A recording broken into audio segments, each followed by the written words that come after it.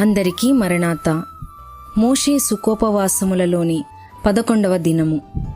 అంశము: ఫరో కఠినత్వము, దేవుని కృప. వాక్యము: నిర్గమాకాండము 7వ అధ్యాయము 1 నుండి 24వ వచనము వరకు. ప్రార్థన: తండ్రి, నోటి మాంద్యము కలిగిన మోషేను మాట నేర్పరిగా చేసినావు. వందనములు. ప్రాణభీతితో ఎవరి ఎదుట నుండి మోషే పారిపోయినాడో ఆ ఫరోకే ఆయనను దేవునిగా నియమించినావు. ఇక్కడ చేరిన అయోగ్యులమైన మా విషయములోను నీ ఏర్పాటులు అంత గంభీరమైయున్నవి గనుక నీ శక్తిని మా జీవితములో కనుపర్చుటకు వర్తమానమిమ్మని యేసు నామమున వందించుచున్నాము. ఆమేన్. ఐగుప్తు దేశములో ఇశ్రాయేలీయులకు హెబ్రీయులని పేరు. ఈ పేరుతో అన్యులు ఇశ్రాయేలీయులను పిలిచిరి. మోషే అహరోనులు వెళ్ళి ఫరోతో ఇశ్రాయేలీయులను పంపివేయవలెనని చెప్పవలెను. దేవుడు మోషేతో చెప్పినది: నిన్ను నేను ఫరోకు దేవుడుగా నియమించియున్నాను. నీ అన్నను నీకు ప్రవక్తగా నియమించియున్నాను. నేను చెప్పవలసినది అంతయు నీవు ఫరోతో చెప్పవలెను. ఇంకా ఏమి చెప్పెననగా, నేను నా చేయి చాపుదును, ఫరోను కఠినపరుస్తాను, సూచక క్రియలను మహత్కార్యములను విస్తరింపచేస్తాను. నేను దేవుడనని ఐగుప్తీయులు తెలుసుకొందురు. మొదటిగా కర్ర పాముగా మారుట, రెండవదిగా నీళ్లు రక్తముగా మారుట. ఈ అద్భుతములు మోషే అహరోనులు చేసిరి.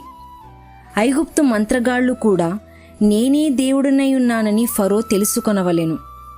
ఐగుప్తీయులు తెలుసుకొనవలెను, ఇశ్రాయేలీయులు తెలుసుకొనవలెను అనునది దేవుని ఉద్దేశమై ఉన్నది.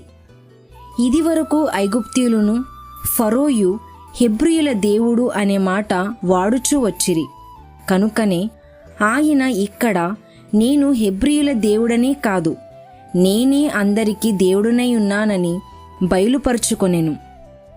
ఆ ప్రకారమే మోషేతో చెప్పెను: ఇదివరకు ఐగుప్తీయులు మా ఫరో వంటి బలవంతుడు లేడనుకొనుచుండిరి. దేవుడు సర్వశక్తి గలవాడని అన్యులు ఇశ్రాయేలీయులు తెలుసుకొనున్నట్లు ఇప్పుడు సర్వజనులను తెలుసుకొనవలెను. మొదటిగా ఫరోకు దేవతలు మొదలైనవి ఉన్నవి. వాటి సంగతులే తెలుసును గనుక దేవుని యొక్క సంగతులు మోషే ఫరోకు తెలియచెప్పెను. కనుక మోషే ఫరోకు దేవుని వలె ఉన్నాడు. మనము అన్యులకు దేవుని వాక్యం బోధించినప్పుడు వారికి మనము ఒక విధముగా దేవుళ్ళుగా కనిపించుదుము. మొదటి 2 అద్భుతములను చూచి ఫరో నమ్మలేదు, అంగీకరించలేదు. కనుక దేవుడు అతని హృదయమును కఠినపరచెను. అతని హృదయమును కొంచెము కఠినము చేసుకొన్నాడు గనుక దేవుడు అతని హృదయమును కఠినపరచెను. మన హృదయము కొంచెం మెత్తగా ఉంటే దేవుడు ఇంకా మెత్తగా చేయును. మనం కొంచెము ఫలిస్తే దేవుడు ఇంకా ఫలింపజేయును. ఫరో దేవుని అద్భుతములు చూచే కొలది కఠినమాయెను. ఉదాహరణ: రేగిడి మట్టి మీద నీళ్లు పోసిన కొలది బిగుసుకుపోవును. శిక్షను ఒక కృపవలే దేవుడు ఫరోకు చూపెను. 10 అద్భుతములు సంపూర్ణమైన కృప గనుక 11వ అద్భుతము అవసరము లేదు. ఉదాహరణ: ప్రభువు యూదాతో నీవు ఏమి చేయదలుచుకొన్నావో త్వరగా చేయుమనెను. ఫరోను కఠినపరుచుట, యూదాతో ఈ మాట చెప్పుట, ఈ రెండును ఒకలాగే ఉన్నవి. ఎందుకనగా యూదా ప్లాన్ అంతా ప్రభువుకు తెలుసును. పాత నిబంధనలో మధ్యవర్తి మోషే, కొత్త నిబంధనలో మధ్యవర్తి క్రీస్తు. మోషే చేతిలో ధర్మశాస్త్రం కలదు, క్రీస్తువారి చేతిలో కృపాశాస్త్రము ఉన్నది. మోషేలా అంతా అనగా ధర్మశాస్త్రము అంతా కఠినము. మోషే నీళ్లు రక్తముగా చేసెను, కఠినము. క్రీస్తువారు నీళ్లను ద్రాక్షారసముగా చేసెను. కృప రమ్యమైనది, ధర్మశాస్త్రము కఠినమైనది. కృప ద్రాక్షారసము వలె రుచి కలిగినది, ధర్మశాస్త్రము రక్తము వలె భయంకరమైనది, చూచుటకు అసహ్యంగా నుండును. కృప విస్తరించినది, మనము పాపమునందు నిలిచియుండరాదని పౌలు చెప్పుచున్నాడు. మోషేది బోధనా ప్రమాణం అనగా న్యాయశాస్త్రం, క్రీస్తు వారిది కృపా ప్రమాణం అనగా కృపాశాస్త్రము. దేవుడు మోషేతో, దేవుడు తాను చెప్పినది యావత్తు ఐగుప్తీయులకు ఫరోకు చెప్పుమనెను. కనుక మనమును ఇతరులకు దైవకార్యములు పూర్తిగా చెప్పవలెను, మొదటి నుండి చివరి వరకు చెప్పవలెను. దేవుడు ఏమి చేస్తాడా అని ఆ పని సైతాను చేయును.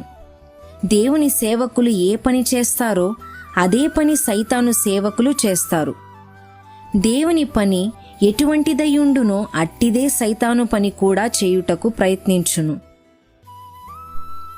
నీళ్లు, రక్తము, కర్ర మొదలైనవి. కర్ర పడవేయుట దేవుని సేవకుల పని, పాముగా మార్చుట దేవుని పని. అలాగే మంత్రగాళ్ళు కర్రను పడవేయుట, కర్ర పాముగా అగుట సైతాను వలన జరుగును. దేవుడే సృష్టికర్త అని ఇంతవరకు మనము నేర్చుకున్నాము. ఇప్పుడు ఈ అద్భుతములను బట్టి చూడగా సైతాను కూడా సృష్టికర్త అని తెలుస్తుంది. పామునకు సృష్టికర్త ఎవరు? సైతాను. దేవుడు సృజించినప్పుడు పాపము లేదు. సైతాను ఉద్దేశం ఏమంటే దేవుడు చేసిన పనిని నీరసింపజేయుట, ప్రజలను తన తట్టు తిప్పుకొనుట. సైతాను కూడా సృష్టించేవాడని ప్రకటనలో ఉన్నది. వాడు దేనికి సృష్టికర్త? పాపమునకు, పాప ఫలితమునకు అనగా జబ్బు, మరణం, నరకం మొదలైనవి. ఇదంతా చెడుగు. అక్కడ ఐగుప్తు మంత్రజ్ఞులు పామును చేయుట చెడుగు కాదు, కాని వారి ఉద్దేశం చెడుగు అగును. దేవుని ఉద్దేశం తెలుసును గనుక మోషే పాము ఆ పాములను మృంగివేసెను. వస్తువులో తప్పులేదు గాని ఉద్దేశములో తప్పు కలదు. అలాగే రాళ్లను రొట్టెలు చేసుకొమ్మని సైతాను ప్రభువుతో చెప్పిన మాటలలో చెడ్డ ఉద్దేశం కలదు, వస్తువులలో కాదు. క్రీస్తు మతము ఒక్కటే, ప్రకటన మతము. యూదా హిందూ మతములు అట్లు కావు. కానీ హిందూ మతములో బ్రహ్మ సమాజము, మరికొన్ని సమాజములు ఇప్పుడు ప్రకటన మతములుగా ఉంటున్నవి. కానీ భక్తిలో తేడా కలదు. దైవశక్తి గొప్పది. ఈ 7వ అధ్యాయములో అదే చూస్తున్నాము. ఈ 7వ అధ్యాయము తాత్పర్యము కనపరిచే అధ్యాయము. దేవుని ప్రణాళిక ఏదనగా మనుషులను రక్షించుట, సాతానును నాశనం చేయుట. వాడు చేసేది దేవుని పని నీరసింపజేయుటకును, సాతాను పనిని గొప్పదిగా కనుపర్చుటకును.